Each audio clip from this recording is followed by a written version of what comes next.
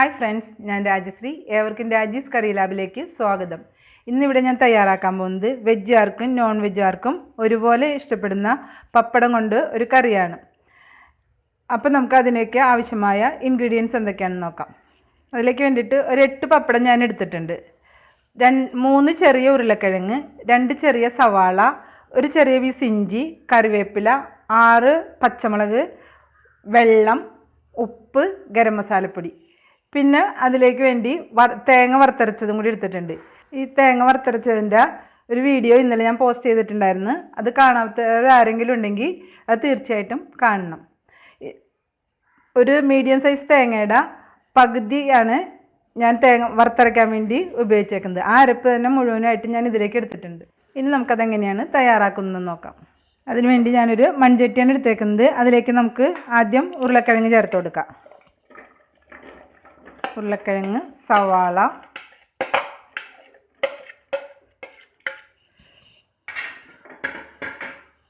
കറിവേപ്പില, ഇഞ്ചി, പച്ചമുളക്,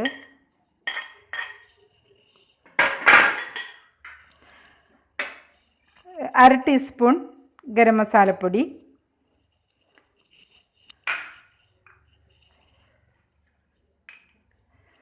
ഒരു ടീസ്പൂൺ നിറച്ച് ഉപ്പ്,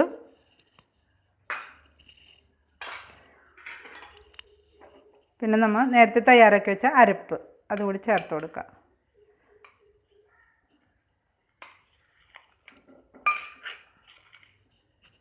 ഇത് മുഴുവനായിട്ടും ചേർക്കുന്നുണ്ട് കേട്ടോ. ഒരു പകുതി തേങ്ങയുടെ അരപ്പാണ് ഞാനിപ്പോൾ ഇതിലേക്ക് ചേർത്ത് കൊടുത്തേക്കുന്നത്. പിന്നെ നമുക്കതിലേക്ക് ആവശ്യത്തിന് വെള്ളം ചേർത്ത് കൊടുക്കാം. ഇപ്പം ഞാനൊരു 500 ml കപ്പിൽ നിറച്ച് വെള്ളം എടുത്തിട്ടുണ്ട്. എത്ര വേണമെന്ന് ഞാൻ നോക്കിയിട്ട് പറയാം.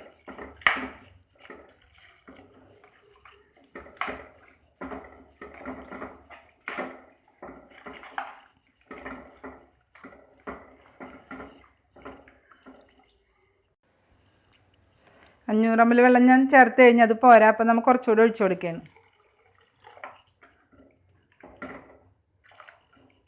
അപ്പോൾ 500 ml കപ്പിൽ 1.5 കപ്പോളം വെള്ളം ഞാൻ ചേർത്ത് കൊടുത്തിട്ടുണ്ട്.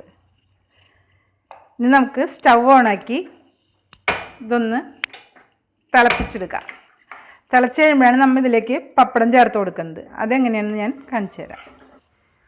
നമ്മൾ എടുത്ത് വെച്ച് വെക്കുന്ന പപ്പടം 2 എണ്ണം വീതെടുത്ത് പതുക്കെ ഒന്ന് വെള്ളത്തിൽ നനച്ച് കൊടുക്കുക. എന്നിട്ട് ഇതേപോലെ റോൾ ചെയ്തെടുക്കുക.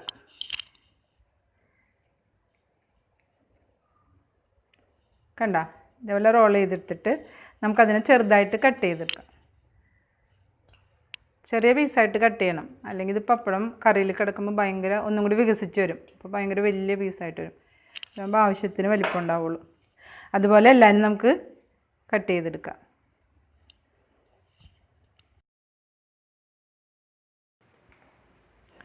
ഞാൻ എല്ലാ പപ്പടവും ഇതേ വലിപ്പത്തിൽ കട്ട് ചെയ്തെടുത്തിട്ടുണ്ട്. ഇനി നമുക്കത് കറി തിളച്ച് വരുമ്പോൾ അതിലേക്ക് ചേർത്ത് കൊടുക്കാം.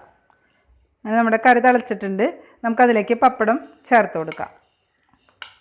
ഓരോന്നായിട്ട് ചേർത്ത് കൊടുക്കാം.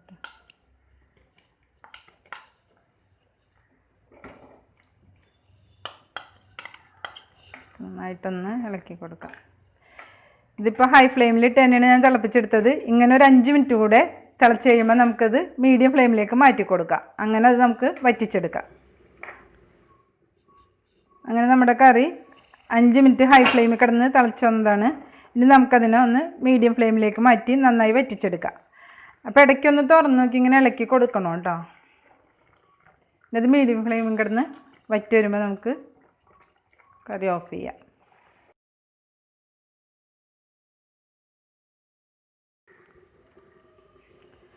ഇങ്ങനെ നമ്മളുടെ കറി വറ്റിക്കഴിഞ്ഞ് നമുക്കത് ഓഫ് ചെയ്ത് കൊടുക്കാം.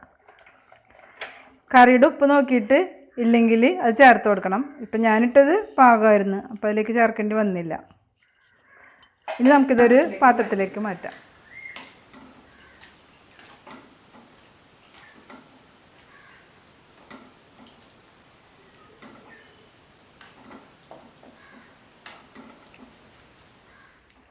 അങ്ങനെ നമ്മുടെ പപ്പടം കറി റെഡി ആയി കഴിഞ്ഞു. ഇത് ചോറിൻ്റെയും ചപ്പാത്തിയുടെയും കൂടെ കഴിക്കാൻ വളരെ ടേസ്റ്റാണ്. എല്ലാവരും ഇത് ട്രൈ ചെയ്ത് നോക്കി നിങ്ങളുടെ അഭിപ്രായങ്ങൾ പറയുക. ഇഷ്ടമായാൽ വീഡിയോ ലൈക്ക് ചെയ്യാനും ചാനൽ സബ്സ്ക്രൈബ് ചെയ്യാനും മറക്കരുത്. ഒരു വെറൈറ്റി ഡിഷുമായി നമുക്ക് അടുത്ത വീഡിയോയിൽ കാണാം.